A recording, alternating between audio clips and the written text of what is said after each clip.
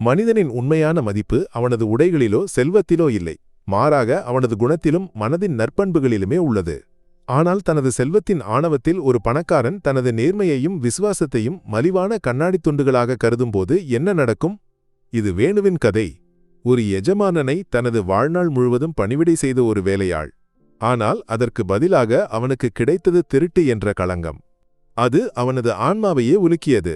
எஜமானன் அவனை அவமானப்படுத்தி காவல்துறையிடம் ஒப்படைத்து தனது அதிகாரத்தின் ஆணவத்தில் நீதியின் நாடகத்தை பார்க்கத் தொடங்கினான். ஆனால் அந்த வீட்டின் சுவர்களில் பதிந்திருந்த நிச்சலமான கேமராக்கள் ஒரு உண்மையை மறைத்து வைத்திருந்தன என்பது அவனுக்கு தெரியாது. அந்த உண்மையைக் கண்டால் அந்த ஆணவமிக்க எஜமானனின் உலகம் என்றென்றைக்கும் தகர்ந்துவிடும். கொச்சியின் மிகவும் செல்வந்த பகுதிகளில் ஒன்றான கடவந்திராவில் பெரிய வீடுகளும் ஆடம்பரமான கார்களும் உயரமான சுவர்களும் ஒரு சாதாரண காட்சியாகும். அப்படிப்பட்ட உயரமான சுவர்களுக்கு உள்ளே மேனன் வில்லா என்று அழைக்கப்படும் ஒரு அரண்மனை போன்ற வீடு இருந்தது. இந்த வீட்டின் உரிமையாளர் நகரத்தின் மிகப்பெரிய கட்டுமான தொழிலதிபர்களில் ஒருவரான ஸ்ரீ கிருஷ்ணகுமார் மேனன் ஆவார். கிருஷ்ணகுமார் மேனன் என்ற பெயர் அதிகாரத்திற்கும் செல்வத்திற்கும் ஒரு மறுபெயராக இருந்தது. அவரது செல்வத்திலும் செல்வாக்கிலும் திமிரிலும் அவருக்கு அசைக்க முடியாத நம்பிக்கை இருந்தது. அது பல சமயங்களில் ஆணவமாக மாறியது. அவரை பொறுத்தவரை உலகம் இரண்டாக பிரிக்கப்பட்டிருந்தது. பணமுள்ளவர்கள், பணம் இல்லாதவர்கள். ஏழைகளின் நேர்மையை எப்போதும் சந்தேகத்துடன் பார்க்க வேண்டுமென்று அவர் நம்பினார். இந்த வீட்டில் கடந்த 20 ஆண்டுகளாக வேணு என்ற ஒருவர் வேலை செய்து வந்தார். 40 வயதான வேணு அந்த வீட்டிற்கு ஒரு வேலையாள் மட்டுமல்ல, அந்த வீட்டின் ஆன்மாவின் ஒரு பகுதியாகவே இருந்தார். இந்த வீடு கட்டப்பட்ட காலம் முதல் அவர் அங்கு இருந்தார். கிருஷ்ணகுமார் மேனனின் தந்தையை அவர் பணிவிடை செய்திருந்தார். இப்போது கிருஷ்ணகுமார் மேனனையும் அவரது குடும்பத்தையும் பராமரித்து வந்தார். வேணுவின் குணம் அவனது பெயரைப் போலவே அமைதியாகவும் எளிமையாகவும் இருந்தது. அவனது உலகம் அந்த வீட்டின் 4 சுவர்களுக்குள் தொடங்கி அங்கேயே முடிந்தது. அவனது விசுவாசத்தை யாரும் ஒருபோதும் கேள்வி கேட்டதில்லை. வேணுவுக்கு ஒரு சொந்த குடும்பம் இருந்தது. வீட்டின் பின்புறமிருந்த ஒரு சிறிய அறையில் அவனது மனைவி லட்சுமியுடனும் 15 வயது மகள் மீராவுடனும் அவர் வசித்து வந்தார். படிப்பில் சிறந்து விளங்கிய மீராவுக்கு மருத்துவராக வேண்டும் என்று ஆசை இருந்தது. வேணுவுக்கு ஒரே ஒரு கனவு மட்டுமே இருந்தது, தனது மகளை படிக்க வைத்து பெரிய ஆளாக்குவது. சிறிய சம்பளத்திலிருந்து அவர் பணத்தை சேமித்து மீராவின் கல்விக்கும் எதிர்காலத்திற்கும் வைத்தார். அவனது ஆத்மாபிமானமும் மகளின் கனவும் தான் அவனது உண்மையான செல்வமாக இருந்தன. கிருஷ்ணகுமார் மேனனுக்கு ராகுல் என்ற 20 வயது மகன் இருந்தான். பணத்தால் வாங்கக்கூடிய எல்லாவற்றையும் ராகுல் பெற்றிருந்தான். அவன் வெளிநாட்டில் படித்து வந்தான். விடுமுறைக்காக வீட்டிற்கு வந்திருந்தான். அவனுக்கு தனது தந்தையின் செல்வாக்கிலும் செல்வத்திலும் பெரும் ஆணவம் இருந்தது. அவன் வேலையாள்களுடன் நேரடியாக பேசுவதில்லை. அவர்களை புழுக்களை விட பெரியவர்களாக அவன் கருதவில்லை. வேணு ராகுலை சிறுவயது முதல் பார்த்து வளர்ந்தவர். ஆனால் ராகுலின் கண்களில் வேணுவுக்கு ஒருபோதும் மரியாதை இருந்ததில்லை. அன்று வீட்டில் ஒரு பெரிய விருந்துக்கு ஏற்பாடுகள் நடந்து கொண்டிருந்தன. கிருஷ்ணகுமார் மேனனின் ஒரு பெரிய வணிக ஒப்பந்தம் வெற்றிகரமாக முடிந்ததன் மகிழ்ச்சியில் இந்த விருந்து ஏற்பாடு செய்யப்பட்டிருந்தது. வீடு விருந்தினர்களாலும் வெளிச்சத்தாலும் இசையாலும் நிரம்பியிருந்தது. வேணுவும் மற்ற வேலையாள்களும் நாள் முழுவதும் தயாரிப்பில் மூழ்கியிருந்தனர். இரவு தாமதமாக விருந்து முடிந்து விருந்தினர்கள் சென்ற பிறகு வீட்டில் ஒரு அமைதி தவழ்ந்தது. களைப்புடன் தனது அறைக்குச் சென்று கொண்டிருந்த வேணு கிருஷ்ணகுமார் மேனனின் உரத்த கூச்சலை கேட்டார். வேணு ஓடி அவரது அறைக்குச் சென்றார். கிருஷ்ணகுமார் மேனன் கோபத்தில் நடுங்கிக் கொண்டிருந்தார். அவரது மனைவி சுமதி மேனன் அவரை சமாதானப்படுத்த முயற்சித்தார். என்ன ஆயிற்று சார்? வேணு பயத்துடன் கேட்டார். திருட்டு நடந்துவிட்டது, கிருஷ்ணகுமார் மேனன் கத்தினார். எனது தாயின் வைர நெக்லஸ் திருடப்பட்டுவிட்டது. அது இந்த இழுப்பறையில் வைக்கப்பட்டிருந்தது, இப்போது காணவில்லை. இதை கேட்டு வேணுவின் காலடியில் மண் ஒழுகி போனது. அந்த நெக்லஸ் விலைமதிப்பற்றது மட்டுமல்ல, அது மேனன் குடும்பத்தின் பாரம்பரிய சின்னமாக இருந்தது. கிருஷ்ணகுமார் மேனன் அதை தனது தாயின் கடைசி நினைவாக கருதினார். தனது உயிரை விட அது அவருக்கு பிரியமானது. கிருஷ்ணகுமார் மேனன் சந்தேகத்துடன் அறையிலிருந்த அனைத்து வேலையாள்களையும் பார்த்தார். அவரது கண்கள் வேணுவில் நிலைத்தன. நீ ஆமாம், நீதான் கடைசியாக இந்த அறையை சுத்தம் செய்ய வந்தவன். சொல், நெக்லஸ் எங்கே? சார், நான் சத்தியமாகச் சொல்கிறேன், நான் எதுவும் எடுக்கவில்லை. வேணுவின் குரல் நடுங்கியது. பொய் சொல்லாதே, கிருஷ்ணகுமார் மேனன் கத்தினார். உங்களைப் போன்ற ஏழைகளின் இனமே திருடர்களுடையது. உனக்கு ஒரு வாய்ப்பு கிடைத்தவுடன் நீ அதை எடுத்துக்கொண்டாய். நெக்லஸை எடுத்து வா, இல்லையென்றால் உன்னை காவல்துறையிடம் ஒப்படைப்பேன். வேணுவின் கண்களிலிருந்து கண்ணீர் வழிந்தது. 20 ஆண்டு விசுவாசத்திற்கு இதுதான் அவனுக்கு கிடைத்த பரிசு. சார், நீங்கள் என்னை சந்தேகிக்கிறீர்களா? நான் உங்களையும் உங்கள் குடும்பத்தையும் எனது உயிரை விட பெரிதாக கருதியிருக்கிறேன். கிருஷ்ணகுமார் மேனனின் கோபம் உச்சத்தை எட்டியது. அவர் வேணுவின் சட்டையை பிடித்தார். வார்த்தை ஜாலம் செய்கிறாயா? நன்றி கெட்டவனே, இப்போது உனது திமிரையெல்லாம் முடிவுக்கு கொண்டு வருவேன். அவர் தொலைபேசியை எடுத்து காவல்துறையை அழைத்தார். சுமதி மேனன் அவரை தடுக்க முயற்சித்தார். நீங்கள் என்ன செய்கிறீர்கள்? எந்த ஆதாரமும் இல்லாமல் வேணு மீது இப்படி ஒரு பெரிய குற்றத்தை எப்படி சுமத்துவீர்கள்? அவன் 20 ஆண்டுகளாக நம்முடன் இருக்கிறான். நீ மௌனமாக இரு. கிருஷ்ணகுமார் மேனன் தனது மனைவியிடமும் கத்தினார். இந்த வேலையாள்களின் முகத்தில் மறைந்திருக்கும் உண்மையை உன்னால் பார்க்க முடியாது. இன்று உண்மை வெளியாகும்.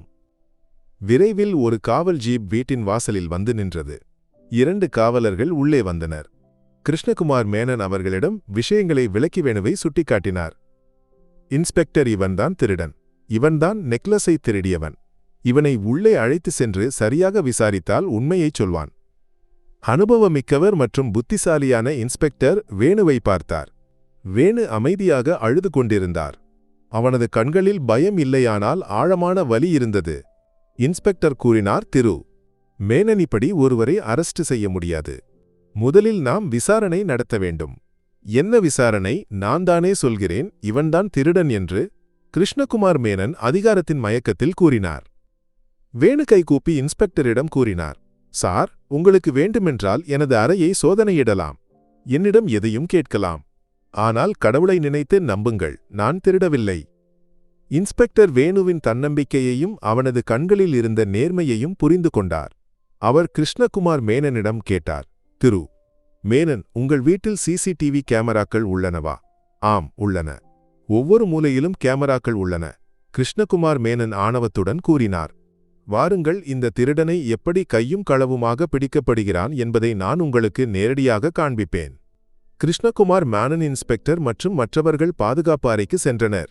கிருஷ்ணகுமார் மேனன் கடந்த சில மணி நேரங்களின் காட்சிகளை இயக்குமாறு காவலரிடம் கேட்டார். திரையில் அவரது அறையின் வெளிப்புற இடைவெளி தெளிவாக தோன்றியது. எல்லோரும் மூச்சை அடக்கி அந்த திரையை பார்த்தனர். கிருஷ்ணகுமார் மேனனின் முகத்தில் ஒரு வெற்றியாளரின் புன்னகை இருந்தது. இப்போது வேணுவின் பொய்க்கையும் களவுமாக பிடிக்கப்படும் என்று அவருக்கு உறுதியாக இருந்தது. காட்சிகளில் வேணு அறையை சுத்தம் செய்ய உள்ளே செல்வது தெரிந்தது.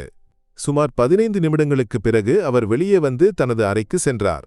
அவனது முகபாவனைகளில் சந்தேகத்திற்கு இடமளிக்கும் எதுவும் இல்லை. கிருஷ்ணகுமார் மேனனின் முகம் மங்கியது. அதற்குப் பிறகு வேறு யாராவது அறைக்கு சென்றார்களா? இன்ஸ்பெக்டர் கேட்டார். காட்சிகளை இன்னும் முன்னோக்கி நகர்த்துங்கள். காவலர் காட்சிகளை வேகப்படுத்தினார். சிறிது நேரத்திற்கு இடைவெளி வெறுமையாக இருந்தது. பின்னர் திடீரென ஒரு நிழல் அறையின் கதவுக்கு அருகில் தோன்றியது.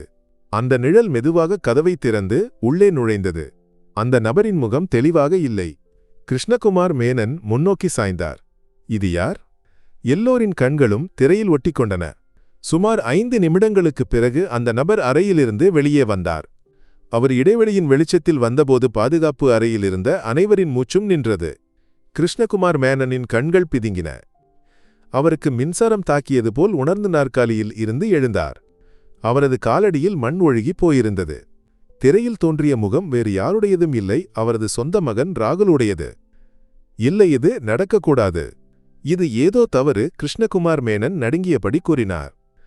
ஆனால் அது ஒரு தவறு இல்லை. காட்சிகளில் ராகுல் தான் இழுப்பறையிலிருந்து அந்த நெக்லஸை எடுத்து பாக்கெட்டில் வைத்து அமைதியாக அறையை விட்டு வெளியே சென்றார். இன்ஸ்பெக்டர் கிருஷ்ணகுமார் மேனனின் தோளில் கை வைத்தார். திரு மேனன். கிருஷ்ணகுமார் மேனனின் ஆணவம், கோபம், அதிகார மனப்பான்மையெல்லாம் ஒரு நொடியில் தகர்ந்து போயிருந்தன. அவரால் தனது கண்களை நம்ப முடியவில்லை. உலகில் உள்ள எல்லா மகிழ்ச்சிகளையும் வாங்கிக் கொடுத்த தனது மகன் தன்னை ஏமாற்றியிருந்தான். எந்த ஆதாரமும் இல்லாமல் திருடன் என்று முத்திரை குத்திய அந்த ஏழை வேணு முற்றிலும் நிரபராதி. அவருக்கு தன்னை பற்றியே வெட்கமாக இருந்தது. தனது எண்ணங்களைப் பற்றியும் செல்வத்தைப் பற்றியும் அவருக்கு வெட்கமாக இருந்தது. இன்ஸ்பெக்டர் ஒரு தலைமை காவலரிடம் ராகுலின் அறையை சோதனையிட உத்தரவிட்டார். சில நிமிடங்களில் தலைமை காவலர் வைர நெக்லஸுடன் திரும்பி வந்தார். ராகுலின் படுக்கையின் அடியில் அது மறைத்து வைக்கப்பட்டிருந்தது. இப்போது சந்தேகத்திற்கு எந்த சாத்தியமும் இல்லை. காவல்துறை ராகுலிடம் விசாரித்தது. முதலில் அவன் திமிராக பேசினாலும் சிசிடிவி காட்சிகளை பார்த்தவுடன் உடைந்து போனான். அழுது கொண்டே தனது குற்றத்தை ஒப்புக்கொண்டான். ஆன்லைன் சூதாட்ட பழக்கம் இருந்ததாகவும் லட்சக்கணக்கான ரூபாய் இழந்ததாகவும் அவன் கூறினான். கடன் கொடுத்தவர்கள் மிரட்டியிருந்தனர். தந்தையிடம் உண்மையைச் சொல்ல தைரியம் இல்லாததால் வீட்டிலிருந்து திருட முடிவு செய்ததாக கூறினான். இதையெல்லாம் கேட்ட கிருஷ்ணகுமார் மேனன் சோபாவில் உடைந்து உட்கார்ந்தார். அவரது உலகம் தகர்ந்து போயிருந்தது. ஆனால் இந்த தகர்ந்த உலகில் அவருக்கு வேறொரு முகம் நினைவுக்கு வந்தது. வேணுவின் முகம். உலகத்திற்கு முன்னால்தான் அவமானப்படுத்திய அந்த ஏழை அசையாத வேணுவின் முகம். அவரது இதயம் குற்ற உணர்விலும் வருத்தத்திலும் துடித்தது. வேணு அமைதியாக ஒரு மூலையில் உட்கார்ந்து தனது விதியை நொந்து கொண்டிருந்த அறைக்கு அவர் ஓடினார். கிருஷ்ணகுமார் மேனன் வேணுவின் முன்னால் சென்று நின்றார். அவரது கண்களிலிருந்து கண்ணீர் வழிந்தது. நடுங்கும் கைகளுடன் அவர் வேணுவின் கைகளை பிடித்து கூறினார், வேணு, என்னை மன்னித்துவிடு. வேணு திகைத்துப் போனார். சார், நீங்கள்? இல்லை, உனது சார் என்று அழைக்கும் தகுதி எனக்கு இல்லை. நான் உனது குற்றவாளி. எனது செல்வத்தின் ஆணவத்தில் ஒரு நேர்மையான மனிதனின் ஆன்மாவை நான் புண்படுத்தினேன். கடவுள் என்னை ஒருபோதும் மன்னிக்க மாட்டார். ஒருபோதும் யார் முன்னும் தலைகுனியாத கிருஷ்ணகுமார் மேனன் என்று ஒரு ஏழை வேலையாளின் முன்னால் கைகூப்பி நின்றார். அவர் வேணுவை எழுப்பி தனது நெஞ்சோடு அணைத்தார். இன்று நீ எனக்கு மனிதநேயத்தின் ஒரு பாடத்தை பயிற்றுவித்தாய். அது எனது வாழ்நாளில் எந்த புத்தகத்திலிருந்தும் நான் கற்றதில்லை. உண்மையில் பணக்காரன் நீ வேண, நான் ஒரு ஏழை. அந்த இரவுக்குப் பிறகு மேனன் வில்லாவின் உலகம் மாறியது. கிருஷ்ணகுமார் மேனன் தனது மகனுக்கு அவனது தவறுக்கு தண்டனை கொடுத்தார். ஆனால் அவனுக்கு நல்லவனாக மாற ஒரு வாய்ப்பையும் கொடுத்தார். அவர் ராகுலுக்கு சிகிச்சை அளித்து அவனை சரியான பாதையில் கொண்டுவர முயற்சித்தார். ஆனால் மிகப்பெரிய மாற்றத்தை அவர் வேணுவின் வாழ்க்கையில் கொண்டு வந்தார். மறுநாள் அவர் தானாக வேணுவின் அறைக்கு சென்றார். அந்த சிறிய அறையையும் அங்கு வேணுவின் குடும்பத்தின் ஏழ்மையையும் கண்டு அவரது ஆன்மா நடுங்கியது. அவர் வேணுவிடம் கூறினார், வேணு, இன்று முதல் நீ இந்த அறையில் வசிக்க மாட்டாய். வீட்டின் அருகிலுள்ள விருந்தினர் மாளிகை இன்று முதல் உனது வீடு. அவர் மீராவின் கல்வியின் முழு பொறுப்பையும் ஏற்றார். அவளை நகரத்தின் சிறந்த பள்ளியில் சேர்த்தார். அவளை மருத்துவராக்கும் அவளது கனவைதான் நிறைவேற்றுவேன் என்று கூறினார். இதற்கு மேல் தனது நிறுவனத்தில் வேணுவுக்கு ஒரு உயர்ந்த பதவியில் வேலை கொடுத்தார். அவனை தனது மிகவும் நம்பகமான ஆலோசகராக்கினார்.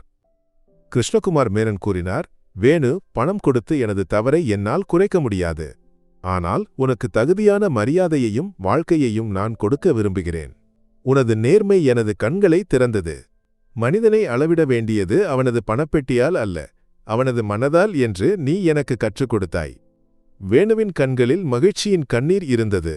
யாரோ அவனை திருடன் என்று அழைத்தவர் இன்று அவனை தனது செல்வத்தின் பங்காளியாக்கினார். இது அவனது 20 ஆண்டு விசுவாசத்தின் மற்றும் அசைவற்ற நேர்மையின் பலனாக இருந்தது. நண்பர்களே, காலமும் உண்மையும்தான் மிகப்பெரிய நீதிபதிகள் என்று இந்த கதை நமக்கு கற்றுக் கொடுக்கிறது.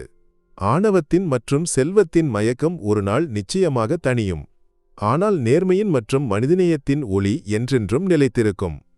வேணுவின் இந்த கதை உங்கள் இதயத்தை தொட்டிருந்தால் கிருஷ்ணகுமார் மேனனின் இந்த மாற்றத்தை பற்றி நீங்கள் என்ன நினைக்கிறீர்கள் என்பதை கருத்துகளில் கட்டாயம் கூறுங்கள். இந்த வீடியோவை லைக் செய்யுங்கள், மேலும் பகிரவும். மனிதநேயத்தின் இந்த செய்தி அனைவரையும் சென்றடையட்டும். மனதை தொடும் மேலும் கதைகளுக்கு எங்கள் சேனலை சப்ஸ்கிரைப் செய்ய மறக்காதீர்கள். நன்றி.